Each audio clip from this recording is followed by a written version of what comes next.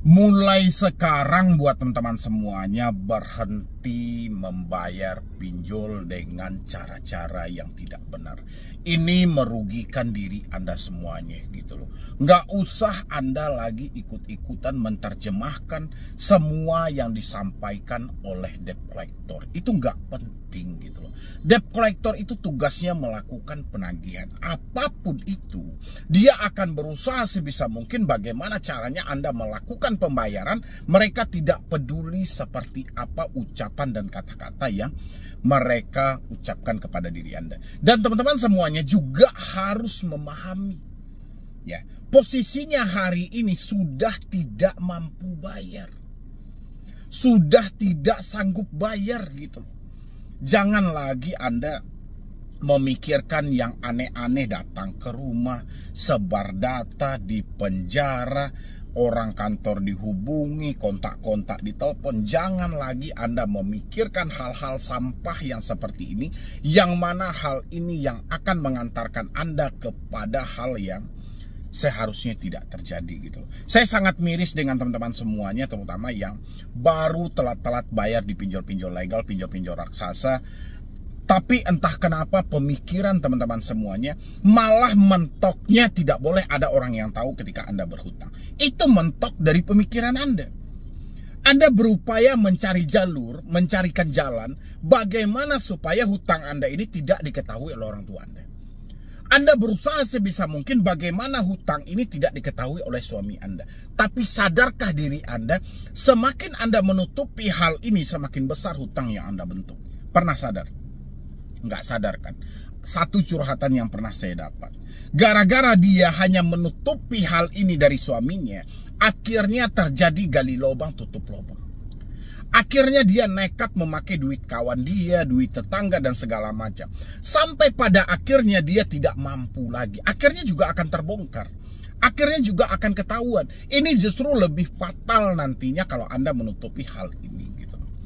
Jadi sudah saatnya teman-teman semuanya berhenti melakukan pembayaran pinjol dengan dasar ketakutan yang Anda alami, sehingga Anda nekat melakukan tindakan yang merugikan diri Anda sendiri. Ya.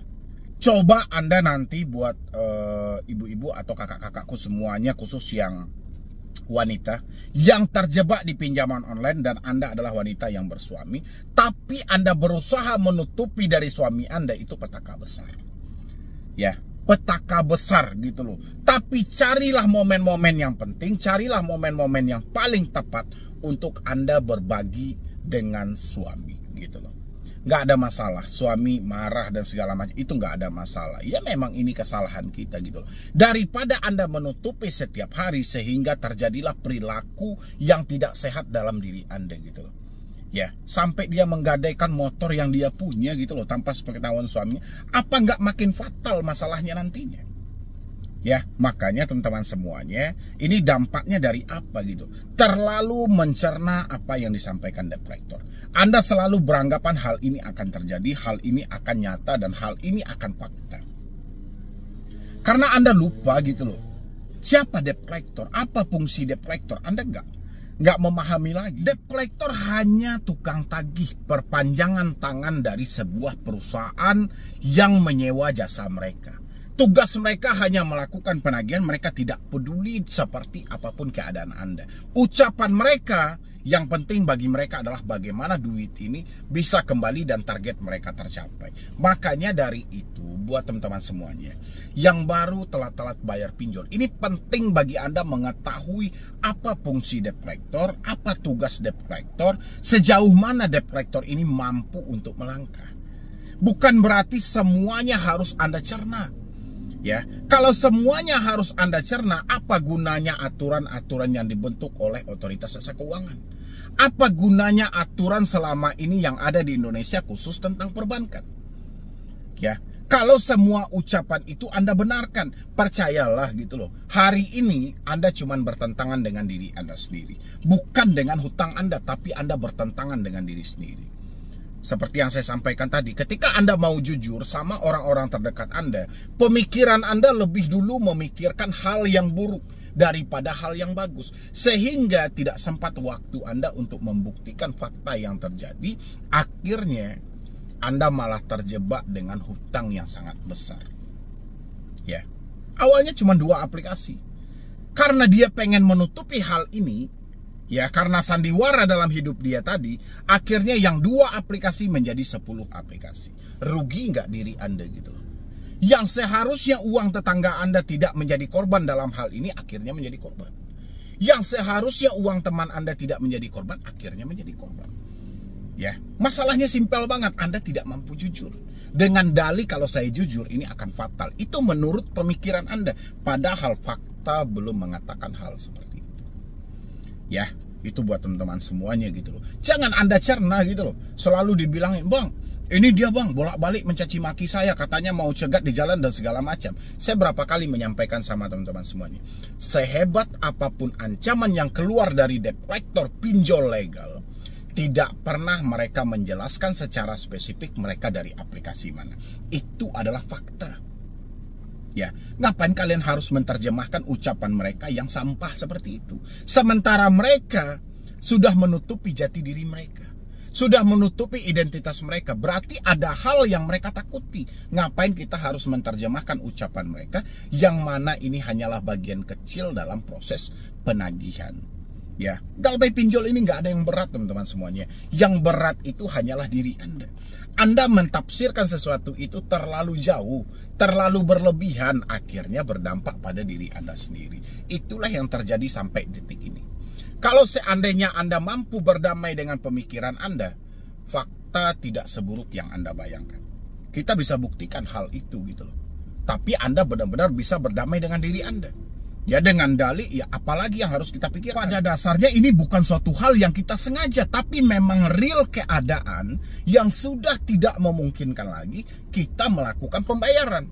Mau tidak mau kita tampung resikonya. Kalau ada memang hal-hal yang kita takutkan, ada pula waktunya untuk kita melawan semua ketakutan itu gitu loh. Ya, tapi saya kurang suka aja kalau teman-teman semuanya bertanya kapan Desi datang ke rumah, daerah mana mau dikunjungi. Habis itu Anda tidak menemukan jawaban, Anda terjadi gali lubang tutup lubang. Semata cuma karena Anda pengen menutupi dari orang tua Anda. Semata karena Anda pengen menutupi dari suami Anda. Itu sangat keterlaluan gitu loh. Ya, kalau Anda tutupi dan akhirnya hutang ini selesai, nggak ada masalah. Ini sudah Anda tutupi, akhirnya hutang ini tambah banyak. Ya, ini makin bermasalah lagi. Harusnya jujur aja sejak awal, terbuka aja sejak awal gitu loh. Kita terbuka, ya, tapi yakinkan orang tua kita bahwasannya ini akan baik-baik saja gitu loh. Orang tua itu marah karena dia tidak yakin dengan kita menyelesaikan hal ini. Suami itu marah karena dia cukup kecewa dengan kita. Ya jelaskan aja, sampaikan aja bahwasannya ini yang terakhir kalinya. Kedepannya perbaiki diri Anda gitu. Ya, jangan pernah mengambil satu tindakan tanpa berdiskusi lebih awal. Oke, jadi saya miris aja gitu loh. Jadi kalau ini konsepnya, sampai kapanpun perkara pinjol ini tidak akan pernah selesai gitu loh.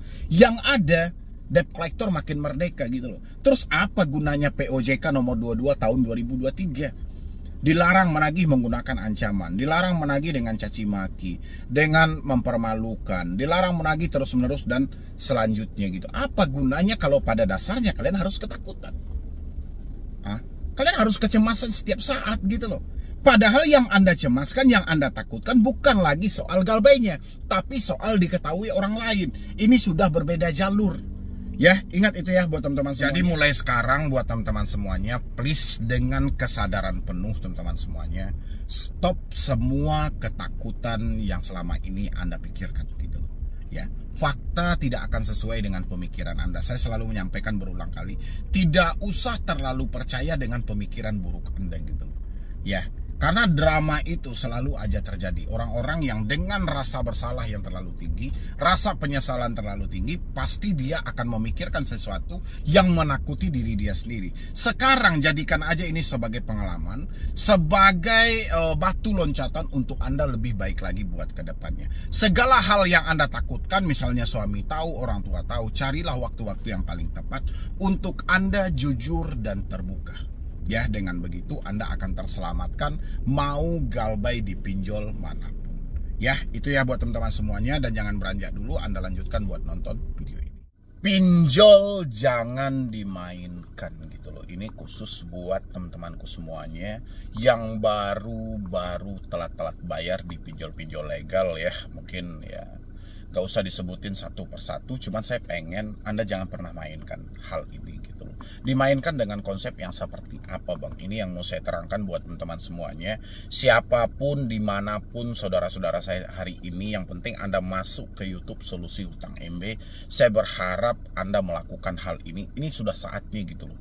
Karena ini tidak bisa lagi kalau kita mengikuti semua drama-drama yang lahir dalam pemikiran kita. Yang ada Anda ditumbangkan dan Anda dihancurkan dalam hal ini. Ya, pinjol itu tidak bisa Anda mainkan dengan perasaan teman-teman semuanya.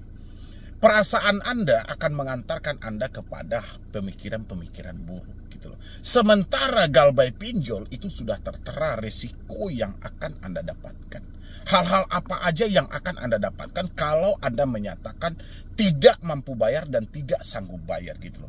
Tapi dengan cara Anda memainkan dengan perasaan Anda tadi, rasa menyesal, rasa bersalah, rasa ketakutan, ini akan menghancurkan Anda lebih dalam gitu loh.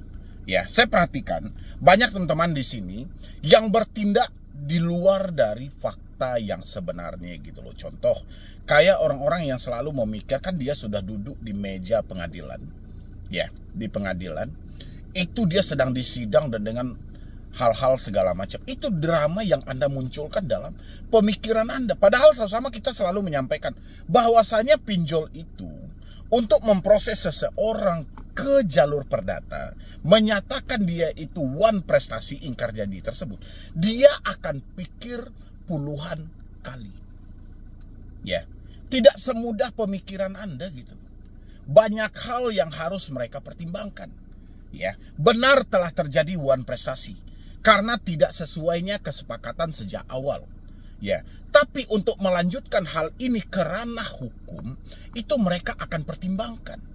Ya, tapi entah kenapa teman-teman semuanya selalu berupaya untuk mempercayai pemikiran-pemikiran buruk ini dengan cara Anda memainkan hal itu dengan perasaan bersalah tadi, dengan perasaan menyesal tadi. Ini sudah tidak ukurannya Anda menyatakan bersalah dan menyesal gitu. Ya, ini sudah terlanjur terjadi. Anda sudah masuk ke sini. Dengan Anda menyampaikan ada penyesalan, ada rasa bersalah, ini tidak akan mengurangi jumlah hutang Anda. Ya, tidak akan mengurangi porsi pengancaman dan tagihan mereka.